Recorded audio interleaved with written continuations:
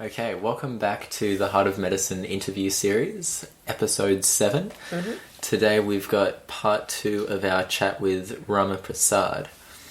So last time we left off, Rama had just told a really funny story about one of his first teachers. Mm-hmm. And we pick up from there, and he keeps talking about his experiences with that teacher. Yeah. But he dives more into the diagnostic skill of his teacher. Yeah. And he had he had a few teachers, obviously not that one. Yeah. He mentions another story where he talks about the diagnostic skills specifically, doesn't he? Yeah. Of like he talks about a pulse master, and also somebody who could read your body language, and by the time you sat down, he'd be writing out the prescription. Yeah. So he goes into some interesting stories about different diagnostic skills. But he really sort of emphasizes the importance of taking a very methodical, scientific approach to being a clinician. Yes. And yes, some of these things might seem very amazing and out there, but they've all been achieved by this methodical approach. Yep, a lot of hard work. Yeah. So that was a really beneficial message. Mm-hmm. And then he finishes up with another great story. Typical Rama, right? Yeah. He seems to, that's how he expresses his messages, through storytelling. Yeah. So, what did he say in the last one? Yeah, his last story was of a student who'd just finished studying with his master. Yeah. And his master set him out on this particular test to become a totally self-reliant practitioner. Yeah. And that was a really good story. Yeah. We won't spoil it. So, sit back and enjoy part 2. And 120, the attention was unbelievable. Yeah. And he was more like a symptomatologist. He knew. I don't know whether he studied mathematics. It's more like, if you're given 3 points, you can make a circle that passes through the 3 points. Yeah. What they do is they put a line in here and line in here. So 3 points, and put a midline. That coinciding point is the center of the circle. So what I'm trying to say is, when you get 3 points, you can find out the exact center of the circle and put a circle. You're trying to talk about the symmetry here. That's right. Yeah, right. Synergy, symmetry, that kind of stuff. Yeah. And the moment you start talking about your symptoms, and he goes, okay, that's it. What else? Now I haven't told you everything. Yeah. I got it. Yeah, right. And we used to wonder whether this is true or not. And then there was a patient, she said, I get diarrhea. And my teacher said, no, you get constipated, not diarrhea. A client goes, hang on a minute, I get diarrhea, I'm talking about myself, how do you know about me? And teacher said, okay, what's next? You don't get diarrhea, you get constipated. You have constipation, you get constipated. So what's the next problem you have? She's completely frustrated. She goes, I get diarrhea. And he just lost it. He goes, okay, how often do you go to the toilet? She said, 3 times a week. We call it constipation. And she goes, when I go to the toilet, and he goes, we don't care. When you go to the toilet, diarrhea, we don't care. So he just knew by looking at her? Did he look at tongue or pulse or what did he look at? This is a symmetry. This is the other Yeah, part. once you get certain number of nature of symptom, you can figure out the rest of it. There is a symmetry for any disease. So Disease has has got a personality. Okay, can you There's a explain rule that? for there's a rule of a disease to how it is expressed in a particular person, and he picks it up so cleverly. Yeah. I don't know how. It's amazing. Yeah, right. Hey, think about it. Everything has got a rule, right? Yeah. So when you see some of these ultra modern, like what is it? There was an investigation movie where everything is calculated and there is a rule for everything. And the guy was a master of that symptomatology rules. So after 2 or 3 or 4 symptoms, okay, that's arthritis. What else? Psoriasis. Okay, what are the rules? It's in the head. Okay, what's the next one? He doesn't need to go through the whole thing. It's amazing. That's kind of skill, but you will start knowing, okay, there is a rule in everything. I remember once in your class you were saying, because we were doing the tongue diagnosis exercise, and I think you had one guest as well that afternoon. I forgot his name, but he did the generation, the astrology type. Prakash, that's it. Yeah. He was in the afternoon, but before that, we had the tongue diagnosis session, and you said first when you look at patients, you only see the physiology. You just see that. You see a tongue, maybe you see the organs, but then eventually you see life. So that idea really stuck. Sounds like that particular teacher started something similar like that. Yes, as well. something similar. You will see this, Japanese acupuncturists, or normal acupuncturists, chest acupuncturists, or someone who does non-verbal diagnostics. They get into that zone pretty quickly. What is it? There was this guy running a one-day workshop on iridology. This is an Australian guy, regular guy, drinking BB, smoking a ciggy here and there, typical guy. There were 40 people doing the program, and he said, I need a volunteer. So a skinny, tiny little girl came as a volunteer, put her on the stage, took the photographs, projected it onto the screen. Spent a minute just gazing at the iris and asked her this question, when did you start managing huge, big men? She said, 6 months. That question. Then he comes out of this zone and says, what do you do? Now he's a normal guy. She said, just started working at the brewery. All these guys are like big heavy lifters and chunky, huge. And this is the thing, if you are in the zone, he was doing this for 40 years. So in a consultation, in the beginning, first few minutes, he talked about life and how's the children doing, how are the children doing, dad, I'm so sorry to hear that, how's your granddad? Okay, now why are you here? You got an itchy bum. Okay, fantastic, let's talk about it. Show me your tongue. You can see the problem in there. Okay, here we go. Gradually, all these things are recorded in your subconscious mind, and 3 years, 30 years later, another guy comes with a similar looking tongue. You go, your dad recently died, right? He goes, how? How did you know? It's scary. It's not scary, but if you don't know how it works, it's scary. That must happen a lot in your clinic, right? Sometimes it happens, sometimes it's fluke. There was one girl, came to see me and said, I want to know what should I do. About what? In profession. I said, I'm not a, job concern. But my friend said, you can tell my profession from my tongue. I said, what the hell are you talking about? She came here, you looked at her tongue, said, it looks like a dancer's tongue. I said, it's a kind of expression. A dancer is always amazingly healthy, in sync with themselves, emotions are under their control, they can cry, laugh, show all sorts of emotions at will. They are super fit. So what I meant was she was super fit. Luckily she was also a dancer.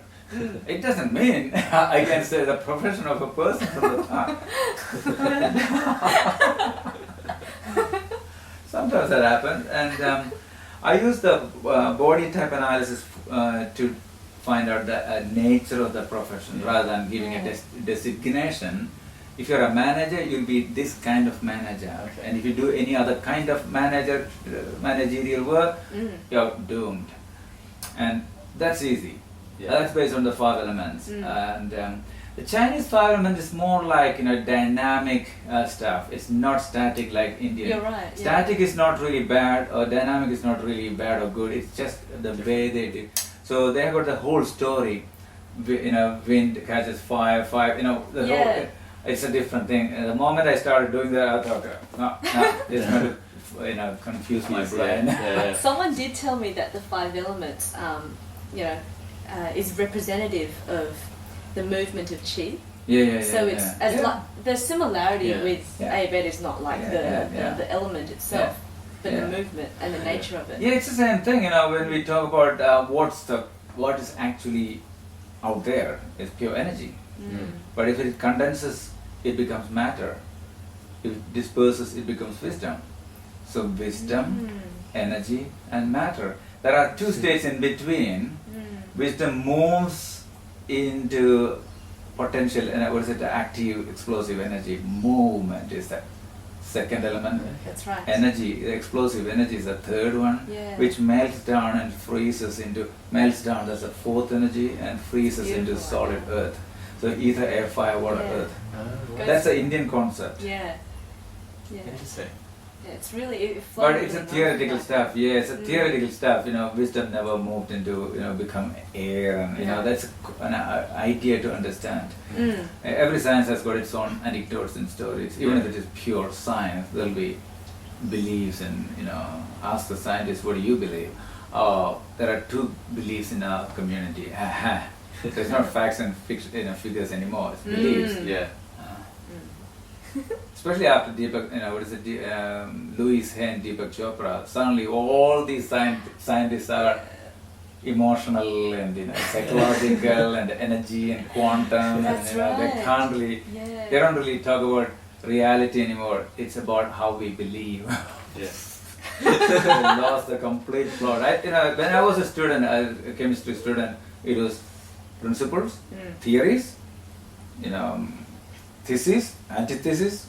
It's very logical. Suddenly now, when everyone is beliefs and feelings and all the self-belief, cellular wisdom, all this stuff. It's funny. And what's your personal approach now? So your personal philosophy to how you treat or how you. It's like CSI Miami, SVU. Like a detective. When you listen, you are always, thinking at a million miles per hour. What's going on, okay. And from all the things you learn, there are so many exciting moments, like, patient tells you, I don't really drink, maybe once in a blue moon. And you go, define one blue moon.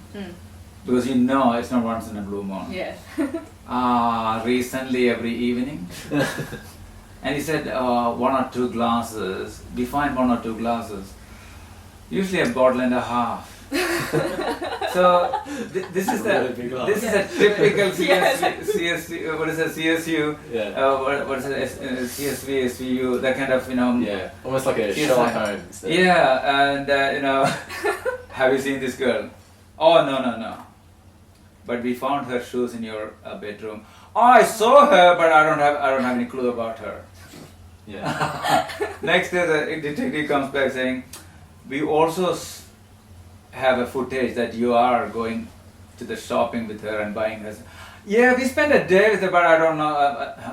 And finally, okay, your DNA is in her mouth, which means, we had sex, but I didn't kill her. And under her fingernails, a week later, under her fingernails, she has your skin. Yeah, I killed her because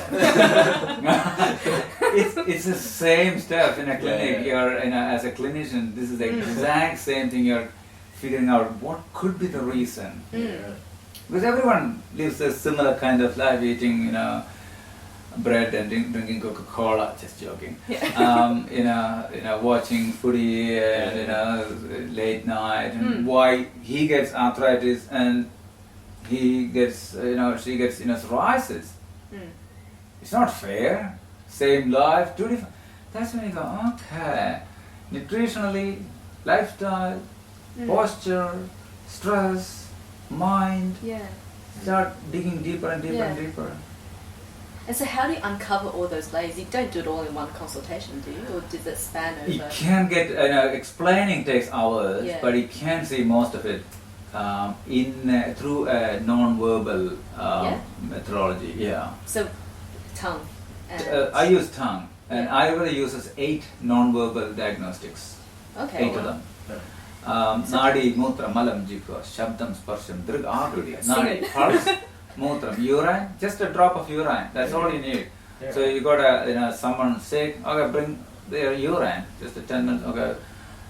Urine bottle, drop of oil on top of it. Based on the behavior of the oil, the clinician can tell you exactly what it is and when it started and the full story. Nadi, so pulse, urine, feces, I don't know anything about it. This one I have tried a little bit. Yeah. It's fantastic, but not enough and not convenient. Yeah. When the client makes a booking. By the way, bring a bottle of your fresh urine as well. They won't turn up.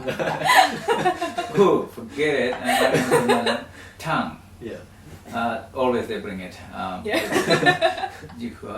Shabdam, voice diagnosis. So listening to someone's voice, overhearing or whatever, based on the frequency, you can say what's going on. Yeah. There's a living person who used to do this. What's her name? Louise? No. She's written so many books as well. Louise Hay. No, not Louise Hay. It's another one. Caroline Miss. Oh, okay. MYSS. Caroline Miss. She used to do that, just like that. Shabdam, Sparsham, just by touching. So it's based on the frequency, vibration frequency, you can say what's normal and what's going on. Yeah, right. Drid, iris and conjunctiva. Observing that. Akriti means how you are presenting yourself, posture. By the time you sit down, you get the prescription. Yeah, right. There's one guy I heard about in North India. He does that. By the time patient sits down, here is and he walks out. 30-second consult. And here is your $250, and he walks out. You can have a client a minute. Yeah. You do a minute a day, your job is done. That's for the whole month. 60 patients, $250. And it was every single time was accurate. Yeah. How do you do that? Yeah. Your skill is in that way. That's how you're skilled. Yeah. You need to figure out what is your skill. So just explore everything, and you fall into one thing. Yeah. That's it. Do a lot of them practice yoga on the side as well, like energetic kind of? Define yoga. Some of them are like smoking weedy, and That's true, that's yoga for them. Okay. Yeah, okay. I found a pulsologist in south of Kerala, south of India. Yeah. He spends around 10 seconds touching 3 spots here, Okay. maybe once or two, and he goes, "Okay, you got 3 kidney stones." There was a Sydney side girl, and she was here. She was in India with me, and the guy said, "You got 3 kidney stones, 2 in the left one in the right one. The right kidney has got the largest stone. It's 2.6 millimeters." Holy. And she said, no, hang on a minute, it's 2.4 millimeters. He said, "When did you check it?" She said, 6 months back. He said, "It's grown." Oh my God. How do you do that? Yeah. Another pulse guy touched the pulse and goes, "I asked you to take 28 days medication 3 times a day. You missed 1 dose." And he goes, "No." He goes, "Don't waste my time, get the hell out of here." Wow. And he said, "I'm so sorry, last month, I did." And he goes, checked it. Last Monday evening, last dose. Yeah, I was at a wedding. How do you do that? It's the same thing. You don't need to go to India to see this. This amazing stuff is everywhere around. We don't need to see life like that. You need to know, okay, where you are at that moment. That's all we need to do. But the moment you listen to their stories, it all adds up. By the end of 10 years or 15 years, you'll be telling them. Yeah, right. Wow. So you eventually develop like an intuition for it. It just sort of comes to you? Yeah, it's no, I don't know whether you want to call it intuition. It's more experience. Yeah, okay. Yeah, that's the best way to call it experience. It's just like a builder. Yeah. If you see a 70-year-old active builder, he uses the same stuff. Yeah. A 75-year-old farmer uses the same experience in a tiny. It's not the right time for the seeds. According to the calendar, it is. Don't do it today. Yeah. Why? I don't feel like it. And then you do it, and next day there's a big rain, it's all flushed. Yeah. Yeah. They can feel it, It could be the color of this cloud, or the flow of the wind, or the drop in temperature, or fluctuation in temperature. They will not right. It's frightening. Yeah, it is very frightening. But once you are, playing with these kind of guys, in a kind of innocent way, you need to express how you feel. There's no hiding. And then you get attached to one. You fall into one of them. Yeah. Okay. You don't need to choose. It's not a stressful thing. Yeah. There's no stress here because there's no competition. There's no promises. There's no competition. There's no deadline. It's life. Yeah, office you might have some competitions and deadlines, but in life there's nothing there. So sometimes when this a bunch of students leave after study and one is left, he's not stressed because he knows that's his life. Yeah. So it's really nice to be in that place. One of my teachers told me this story. After studies, his teacher told him to do one more training, last training. Yeah. He needs to spend 6 months in this way. At any given time, he can't have more than $10 on his body, or on him, and he cannot stay in one village for more than 2 nights. Okay. And he needs to spend 6 months. So any dollar more than $10 should be immediately given away. $10 for your next meal. So the idea is this one meal a day, and keep on moving. To make that $10, staying in one village 2 days, you need to be very skillful. After 6 months, he wrote a letter to the teacher saying, "Can I extend it? I don't think I've done it properly." Teacher said, "Okay." Hesitantly, he knew he was tricking. Yeah. A year later, he said, "Can I do one more year?" Teacher drove, called him, put him in the car, came back. That's it. He got the hang of it. It's the most exciting thing. Living nothing. Wow. So the aim of that exercise was to in war, in a typical guerrilla war, and any warrior, Japanese, what is it? like samurai. Oh, Yes, samurai. Yeah. The first lesson is this: you're dead. You're not here. That's the beginning of the training for war. You're not here. So you're not worried about getting wounded or dying because you're already dead. So the goal of that was to transform that person into a completely self-reliant person. He can use the environment intelligently. Wow. So no one, your business is a failure, that's fine. Your business is doing 10 times more than you can handle, that's fine. So nothing bothers because you can live. You can live on $10 a day. Yeah, that's your medium. You can make that. Yeah, that's a benchmark. Yeah. You can make $10 anywhere, any day, any time. Yeah. You can live in a village for 2 nights and move on for the rest of your life. Yeah. What is your life lesson? Because you're not there.